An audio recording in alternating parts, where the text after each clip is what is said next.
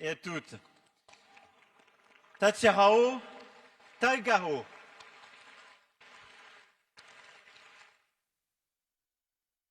Alors, je vais essayer juste de partager avec vous quelques mots et surtout répondre aux questions qui sont les vôtres, parce qu'il s'agit plus d'un échange que d'un discours. Mais je suis en effet très heureux dans votre université aujourd'hui, et merci beaucoup, Monsieur le Président, pour vos mots à l'instant.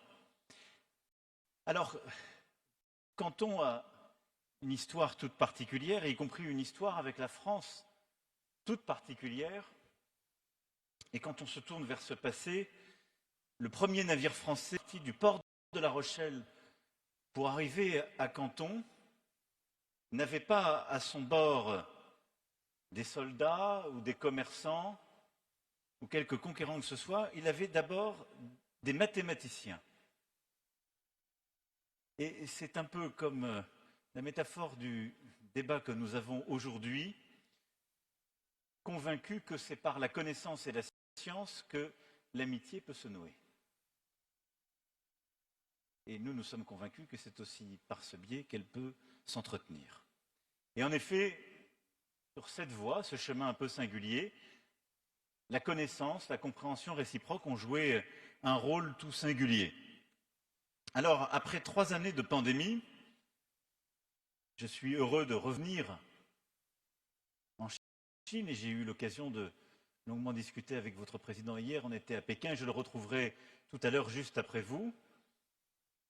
Mais reprendre la conversation en quelque sorte, le dialogue, c'est également essayer de donner quelques pistes d'avenir sur ce que notre relation, ce que la Chine et la France ensemble peuvent nouer, peuvent faire pour nous-mêmes, nos peuples et pour le monde.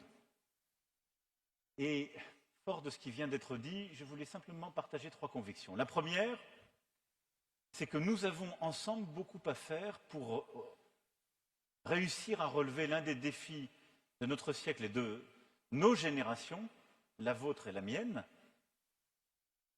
c'est celui de la transition écologique et de relever le défi du changement climatique et des dérèglements qui s'en suivent et de la protection de la biodiversité. Nos pays ont beaucoup œuvré ensemble ces dernières années pour faire avancer des textes, des traités internationaux. Chine et France, Chine et Europe, beaucoup à faire pour réussir la transformation de nos économies. Alors à ce titre, l'Institut franco-chinois de l'énergie nucléaire que vous avez évoqué y travaille au quotidien. Un centre franco-chinois de neutralité carbone a été lancé lors de ce déplacement qui permettra d'y travailler. Mais il y a, par la recherche, l'innovation, un chemin à construire parce qu'il y a évidemment une croissance à poursuivre. Et la Chine a réussi durant ces dernières décennies à sortir beaucoup de vos compatriotes de la précarité et ou de la pauvreté. Et donc le défi d'une croissance et d'un progrès pour tous avec la décarbonation de nos économies et la protection de la biodiversité est indispensable. Et ce chemin, il passe par la transformation de nos économies, la recherche, notre capacité à innover et à avoir cette neutralité carbone dans laquelle nous sommes engagés pour 2050. Je crois très profondément que, comme nous avons su le faire il y a 40 ans en matière de nucléaire, tous les partenariats technologiques et les déploiements accélérés de nouveaux usages que nous pouvons ensemble développer sont clés dans cette stratégie. La deuxième conviction que je voulais partager avec vous, c'est qu'en même temps qu'il y a ce défi, parmi d'autres, et on pourra y revenir dans la discussion, et on pourrait évoquer le défi technologique, l'intelligence artificielle, les réseaux sociaux et les changements d'usage, il y a aussi un défi d'ordre stratégique. Et au fond, peut-être serais-je aujourd'hui un jeune Chinois, je serais inquiet. Pas inquiet pour mon pays, parce que vous avez un pays fort, un modèle de développement formidable, mais inquiet de la montée des tensions. Et je crois que si j'étais un jeune Européen, ce que je ne suis malheureusement plus, je le serais tout autant. Et devant ce défi stratégique, je crois que votre génération a beaucoup à faire. Nous avons une montée des tensions. Elle est palpable, vous l'entendez dans les discours. Et cette montée des tensions, elle a un caractère stratégique entre les États-Unis d'Amérique et la Chine. On pourra y revenir aussi de manière très ouverte. Et elle s'accélère avec les grands conflits du moment, et en particulier le retour de la guerre en Europe et l'agression de la Russie contre l'Ukraine. Cette guerre, c'est une violation manifeste de notre droit international. C'est un pays qui décide de coloniser son voisin, de ne pas respecter les règles, de redéployer des armes, de l'envahir. Et elle vient perturber très profondément notre paix à tous, notre ordre international, et elle risque de précipiter en quelque sorte cette tension stratégique. Et c'est pourquoi je crois très profondément que nous avons aujourd'hui à œuvrer pour éviter toute escalade et tout à la fois préserver et réinventer un ordre international de paix et de stabilité. Pas à tous les prix, pas en considérant que l'état de fait d'une guerre qui est illégale pourrait être accepté, en restaurant la légalité internationale, mais en veillant tous et toutes à ce qu'il y ait justement un respect entre les nations et les différences, mais que l'ordre international que nous avons su bâtir au sortir de la Deuxième Guerre mondiale, qui repose sur des principes fondamentaux, la souveraineté des peuples, leur intégrité territoriale, des valeurs universelles, continue à prévaloir. Et la défense de ces valeurs universelles, pas régionales, de ces droits fondamentaux, et notre capacité aussi à relever les défis du moment, celui de la sécurité alimentaire sur lequel nous travaillons avec la Chine, celui justement de la solidarité à l'égard des pays les plus pauvres et des pays vulnérables, comme ce que nous voulons faire dans le nouveau pacte financier des pays les plus riches vers les pays les plus pauvres, est aujourd'hui un devoir si nous ne voulons pas assister à une accélération des déséquilibres et à une fragmentation de l'ordre international. Il y a toujours eu des conflits, et il y en a encore eu ces dernières décennies, mais nous avions une forme de stabilité internationale qui reposait sur ces principes, des institutions que nous avions fondées et une capacité à réguler nos conflits de tout type. Cet ordre international est aujourd'hui fragilisé et nous avons une responsabilité, Chine et France, c'est de le préserver et en même temps de le réinventer à l'aune des réalités du XXIe siècle. Et ce que nous sommes en train de faire sur les quelques sujets. Et dans ce contexte, le troisième élément sur lequel je voulais revenir devant vous pour conclure ce propos, c'est au fond l'importance de ces chemins de traverse moins officiels, moins formels, plus patients et respectueux que sont ce qu'on appelle les échanges humains, c'est-à-dire ce que vous êtes. Les canaux de dialogue qui, par la connaissance d'une langue, de l'histoire, des civilisations, le partage aussi d'une connaissance commune des sciences, permet de bâtir patiemment des routes, soit de creuser des sillons qui existent déjà, soit de bâtir des routes nouvelles ou d'en réinventer. Je ne sais pas vous dire ce que sera le monde dans 10 ans, 15 ans, 20 ans. Ce que je sais vous dire, c'est que la capacité à mieux nous connaître est peut-être ce qui peut nous protéger des grands désordres et des logiques d'affrontement qui vont toujours avec un repli sur soi. Et c'est ce qui permettra de restaurer les erreurs que feront peut-être nos générations. De les réparer, ou en tout cas d'inventer un avenir enviable. Pour justement défendre ces échanges. La France accueillait avant la pandémie plus de 30 000 étudiants chinois chaque année et la Chine plus de 10 000 étudiants français. Nous sommes en train de relancer cette dynamique, mais il faut aller beaucoup plus vite et beaucoup plus fort. Et je veux ici dire à toute votre génération que vous êtes les bienvenus en France pour étudier le français, qui, je le crois très profondément, est une langue d'avenir. Ne le négligez pas. C'est d'abord comprendre notre culture, notre civilisation, c'est un point d'entrée formidable pour l'Europe, mais c'est aussi un point d'entrée formidable pour toute la francophonie. Et le français est une langue de tous les continents. Et c'est une langue qui n'appartient pas qu'à la France. Elle est la principale langue du continent africain, et d'ailleurs celle qui fait son unité. Elle est une langue très diffusée à travers le continent américain, elle est présente à son histoire sur le continent asiatique et c'est une des grandes langues du Pacifique. Et donc, accéder au français, c'est accéder aussi à un truchement universel. Et donc, j'en fais ici devant vous la promotion. Mais je souhaite aussi que nous accueillions plus d'étudiants chinois, parce que je pense que c'est aussi pour nous une chance, et je souhaite, j'en parlais avec celles et ceux qui font vivre justement à la fois la langue chinoise, la culture et civilisation chinoise dans notre pays, nous allons nous-mêmes beaucoup réinvestir pour envoyer plus de chercheurs, plus de scientifiques, consolider cette filière d'excellence qui est une grande école française, mais nous voyons bien qu'à la fois l'histoire, ancienne, moderne et contemporaine, mais la recherche contemporaine est absolument indispensable pour continuer de se comprendre et d'avancer, et elle ne s'épuise pas à travers, si je puis dire, les liens diplomatiques ou économiques. Il y a un besoin de liens académiques, d'une compréhension, d'un échange, d'une conversation des intelligences et des apprentissages. Et dans ce monde où tout va de plus en plus vite, où les jugements définitifs peuvent tomber comme des couperets, reprendre ce chemin patient de la connaissance réciproque est indispensable. Et donc je vous y invite aussi avec beaucoup de force, et c'est, je crois, ce que à la fois votre université, Monsieur le Président, et beaucoup de vos partenaires français, l'université Paul Valéry Montpellier 3, Sorbonne Université, Cambridge Business School et plusieurs autres continuent de faire. Et pour y parvenir, il faut évidemment développer la connaissance de nos langues. Il y a environ 80 000 apprenants du mandarin en France et 100 000 apprenants du français dans l'enseignement secondaire et supérieur en Chine.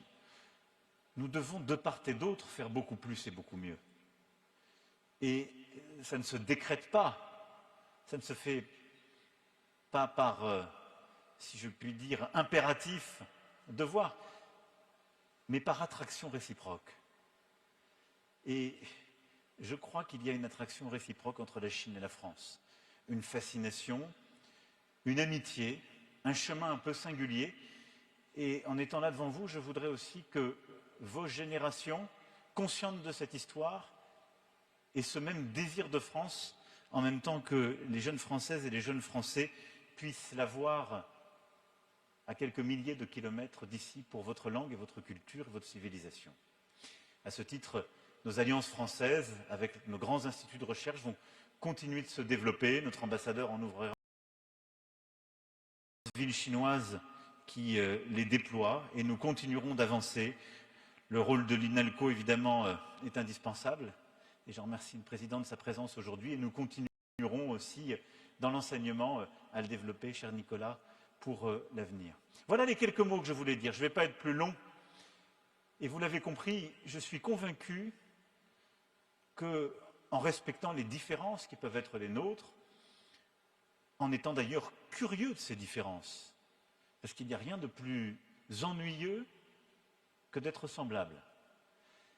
En les cultivant de manière respectueuse et amicale, nous avons une capacité à relever les grands défis du siècle qui est devant nous et à conjurer les fatalités qu'on veut déjà écrire pour nous.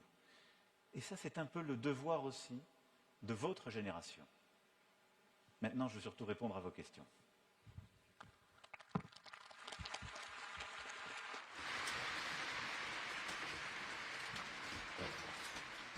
Merci, Monsieur le Président, de votre excellent discours. Je pense que tous les étudiants devront avoir plein de questions. Voici la séance de questions. Les étudiants peuvent lever la main.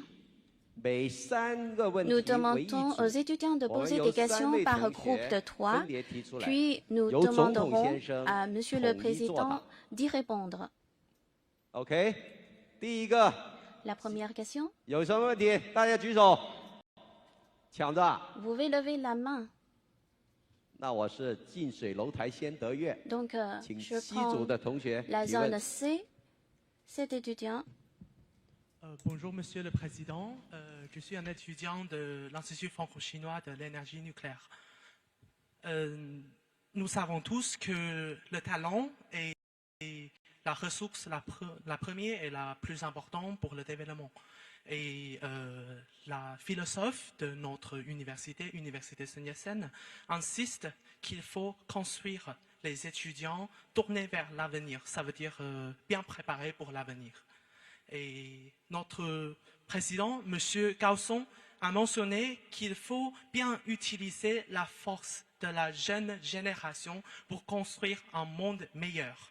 Donc pour moi, un étudiant d'aujourd'hui, je veux savoir quelles sont les caractéristiques pour être bien préparé pour l'avenir.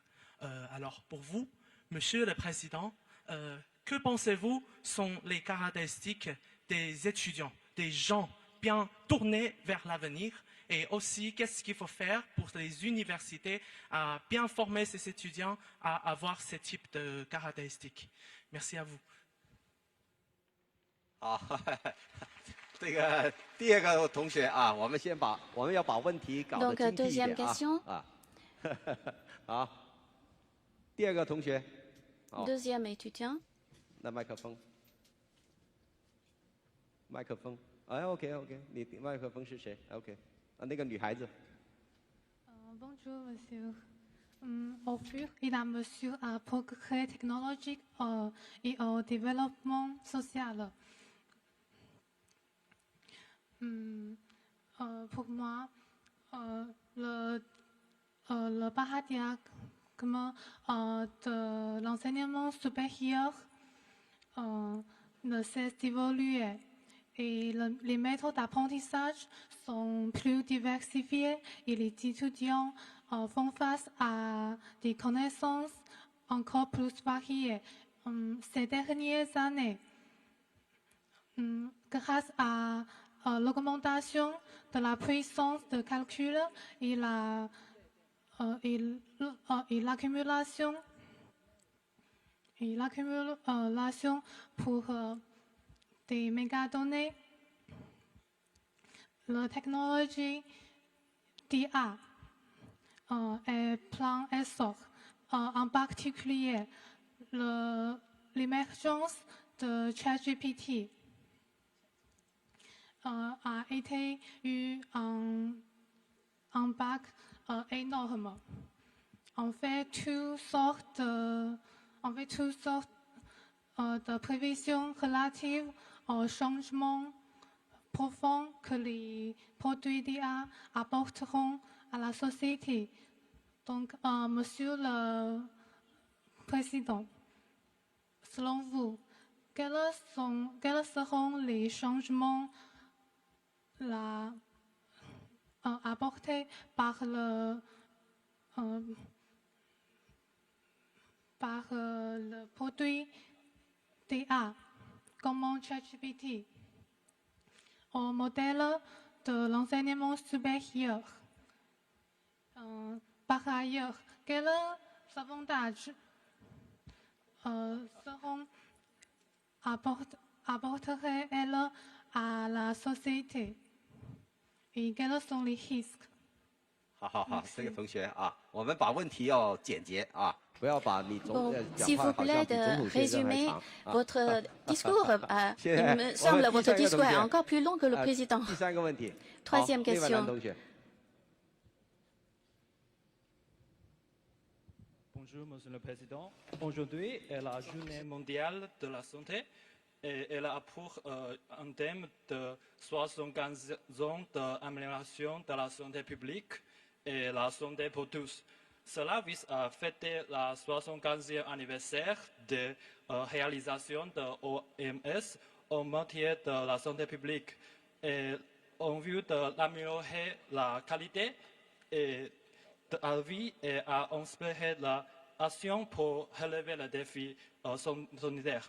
Monsieur le Président, comment les pays du monde entier peuvent travailler ensemble pour relever le défi de la santé publique tels que les maladies infectieuses, émergences, le vieillissement et les maladies chroniques pour que la santé soit à la portée de tous? Merci.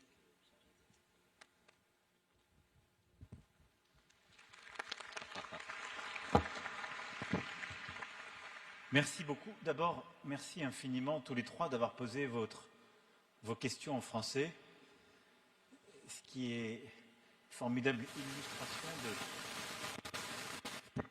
limite de la technologie, de l'appel que je faisais tout à l'heure. Donc merci de cela, je serais bien incapable de faire la pareille.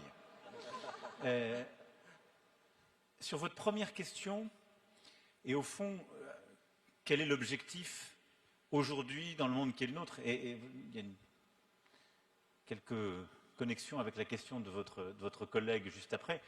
Quels sont les objectifs de l'enseignement supérieur pour former les jeunes esprits? Je dirais qu'il y a 3 objectifs, et c'est la même chose qu'on recherche dans tous les pays et que nous recherchons chez nous. C'est au fond former ce qu'on aurait appelé dans d'autres temps, et je le dis tout de suite de manière générique avec un grand H, c'est former l'honnête homme. Et donc pour moi, il y a 3 objectifs, c'est-à-dire doter les élèves puis les étudiants des connaissances nécessaires pour pouvoir évoluer dans le monde. Et donc ça, il faut toujours les réévaluer. Avec le changement technologique, il faut parfois accroître ou améliorer sur tel ou tel aspect, mais c'est le rapport aux connaissances. Il faut avoir des connaissances qui vous permettent, non pas de tout savoir, parce que c'est impossible, mais ensuite de continuer à acquérir d'autres connaissances par vous-même et d'avoir le début des principes ou des fondements. Je crois que le deuxième objectif, c'est de vous doter d'un esprit critique. Et l'esprit critique, il faut le prendre dans le sens plus générique du terme dans la langue française. Ce n'est pas un esprit pour critiquer les autres, ce n'est pas négatif, mais c'est pour vous interroger sur vous-même ou la nature des connaissances qu'on vous transmet. C'est ce qui vous donne une forme d'indépendance et qui fait que vous êtes à ce moment-là justement en capacité de juger et de distinguer parfois le vrai du faux, de remettre les choses dans leur contexte, de prendre de la distance par rapport aux choses qui vous sont transmises, et c'est ce qui vous permet d'apprendre des choses, mais de les apprendre aussi comme des individus libres, rationnels. Et donc l'esprit critique est aussi important que l'accès aux connaissances. Un esprit critique sans connaissance peut évoluer, mais il doit en acquérir progressivement pour pouvoir faire des choses et bâtir une autonomie, comprendre une science ou une langue ou autre. Mais un esprit qui n'aurait que les connaissances sans esprit critique n'est pas totalement libre, parce qu'il aurait alors un ensemble de données de connaissances, mais il ne saurait pas vraiment quoi en faire, ou il serait simplement l'objet d'une propagande ou d'un projet qui n'est pas le sien. Et il serait soumis à une masse plus importante que lui. Donc l'esprit critique est important, parce qu'il permet justement l'individu libre et émancipé, et c'est le principe même qui est celui de l'humanisme. Et la troisième chose, c'est la confiance en soi. C'est-à-dire que il y a toujours des moments, et ça va avec l'esprit critique, où on doute de nous-mêmes des connaissances. Mais je pense que le rôle de l'éducation,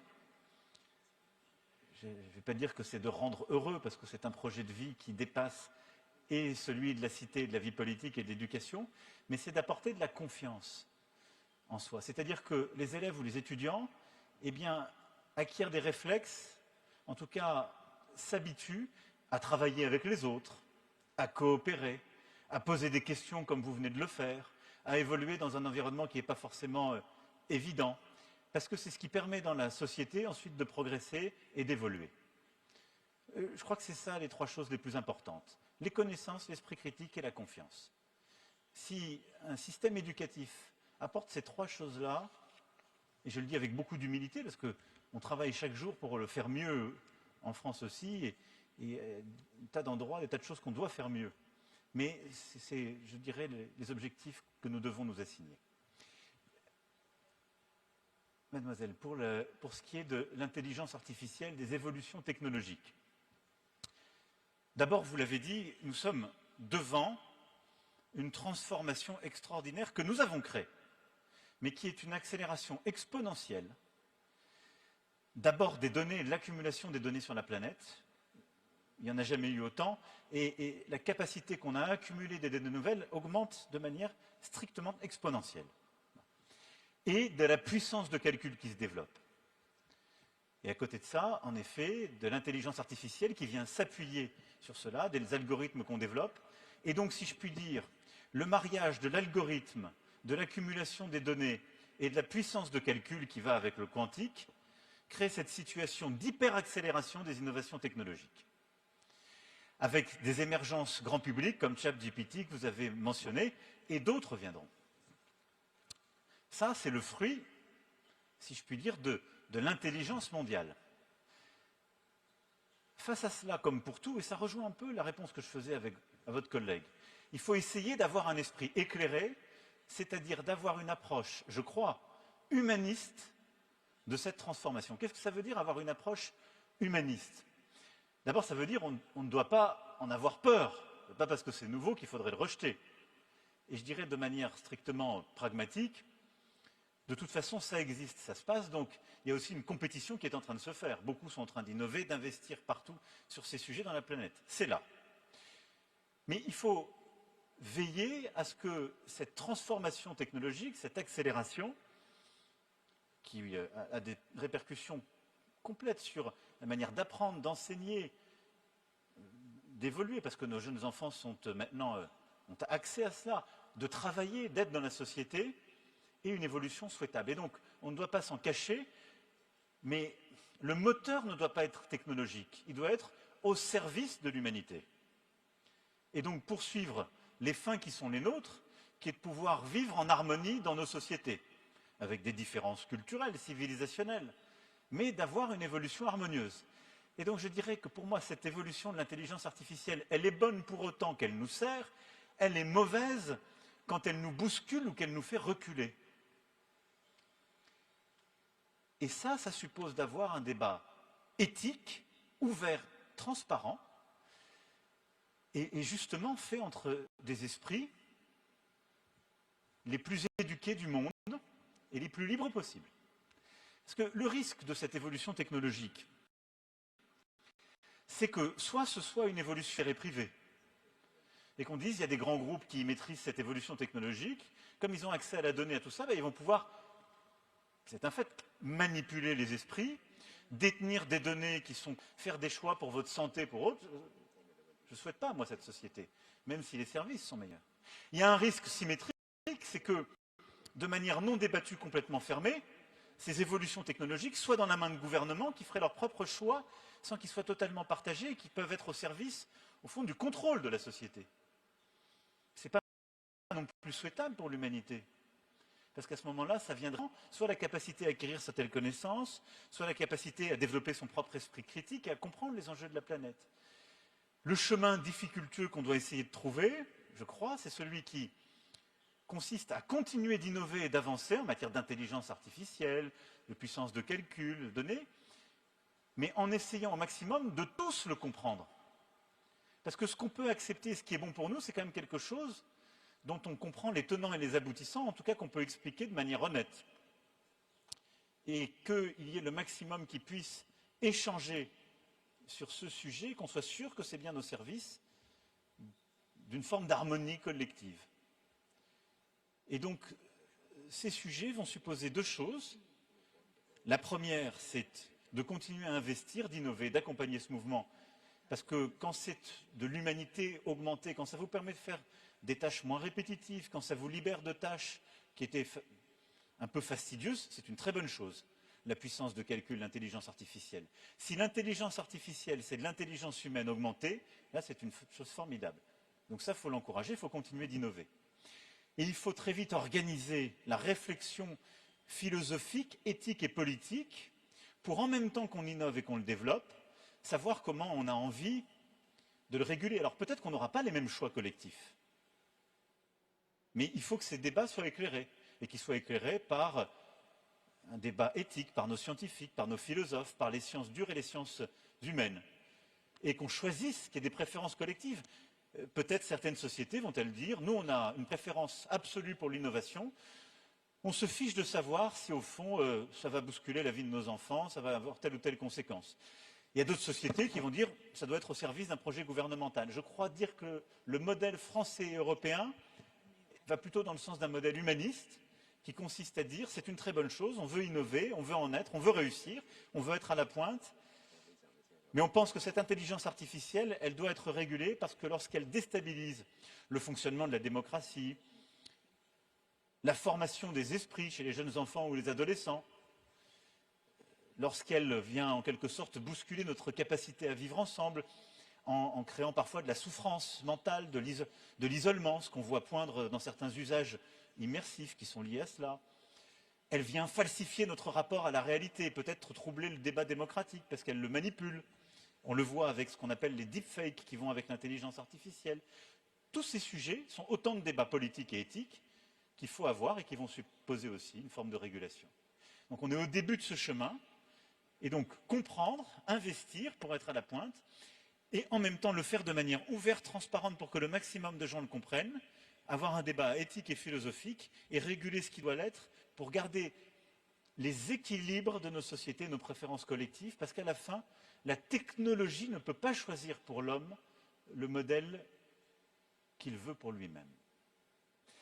Enfin, jeune homme, pour la santé, je dirais qu'en cette journée mondiale, il me semble qu'il y a deux éléments très importants sur la santé qu'il faut rappeler. D'abord, si on veut relever le défi de la santé du XXIe siècle, qui est au fond celui... Je vais d'abord qualifier le défi avant d'aller aux solutions. Le défi de la santé au XXIe siècle, pour moi, il est double. Un, on a une accélération de certaines pandémies, de maladies infectieuses qui arrivent de manière très rapide, parce que nous sommes une planète mondialisée qui s'est déréglée, si je puis dire, et où on le voit, le lien entre la santé humaine, animale et l'équilibre des écosystèmes est là. Et donc, il y a une accélération et une émergence de maladies infectieuses nouvelles. Et donc, il faut comprendre le plus vite possible, et il y a, si je puis dire, un effort sur la recherche très important. Mais le deuxième point qu'il ne faut pas oublier, c'est que quand on parle de santé mondiale, il y a un énorme effort à faire pour l'accès de toutes les populations à la santé primaire et à la protection. Parce qu'on a aujourd'hui encore plusieurs milliards d'habitants de notre humanité, de notre planète, qui n'ont pas accès à ces soins primaires, et on l'a vu pendant la pandémie. C'est ça notre double défi. Pour le faire, il y a trois réponses. La première, la solidarité internationale sur le plan financier, pour consolider, ou parfois bâtir ou rebâtir, les systèmes de soins primaires. On l'a vu là aussi pendant la pandémie, de manière très claire, c'est les pires inégalités. Même quand un vaccin existe, il y a des pays aujourd'hui dans le monde où, y compris quand on envoie le vaccin, l'organisation des systèmes de soins est telle, bien qu'on ne peut pas l'inoculer. Ça, c'est un investissement, une responsabilité des pays les plus riches, et en particulier des membres du G20, dont la Chine et la France sont, d'aider les pays les plus pauvres à avoir accès à ces systèmes de soins. La deuxième chose, c'est de défendre absolument, et je le dis dans une université, la recherche libre et ouverte. Face à cette accélération, justement, des dérèglements, on a besoin d'avoir une recherche mondiale qui est libre, où il y a une coopération académique et où, en quelque sorte, on ne politise pas la science. Et je le dis avec beaucoup de force parce que nous avons, pendant le Covid, reculé sur ce point.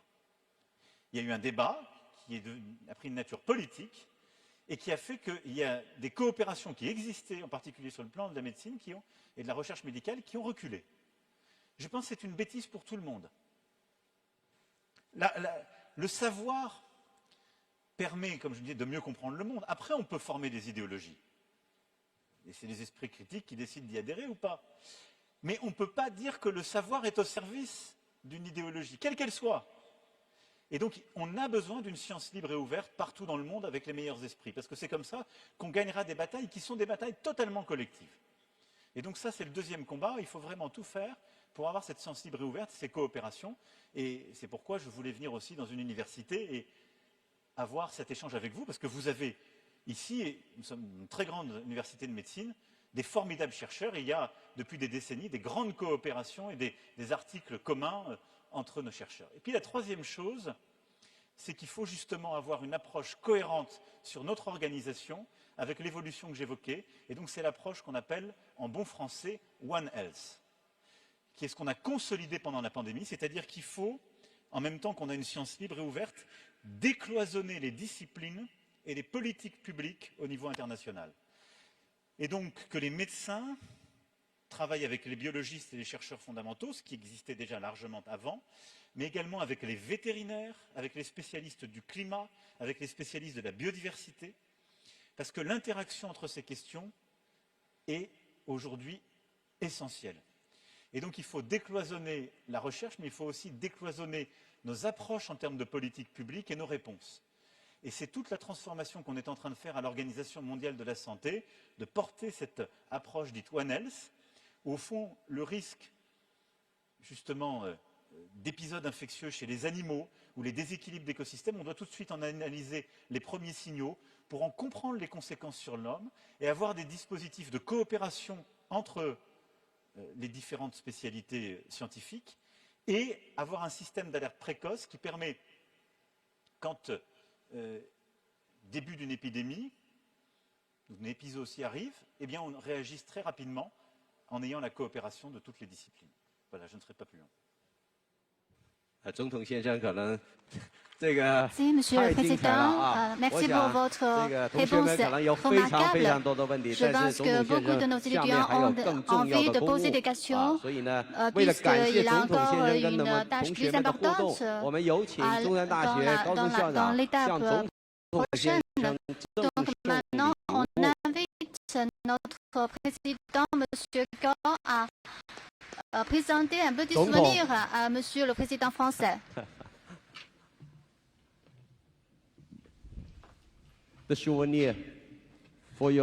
Un petit souvenir pour votre discours. En effet, c'est le nom de ce souvenir est l'université de Sun Yat-sen. Donc il s'agissait des documents relatifs aux ordres donnés par M. Sun Yat-sen pour inclure le campus d'outre-mer de l'Institut franco-chinois de Lyon dans l'Université nationale du Guangdong. Cela a noué un lien inoubliable entre la France et l'Université Sun Yat-sen. Merci.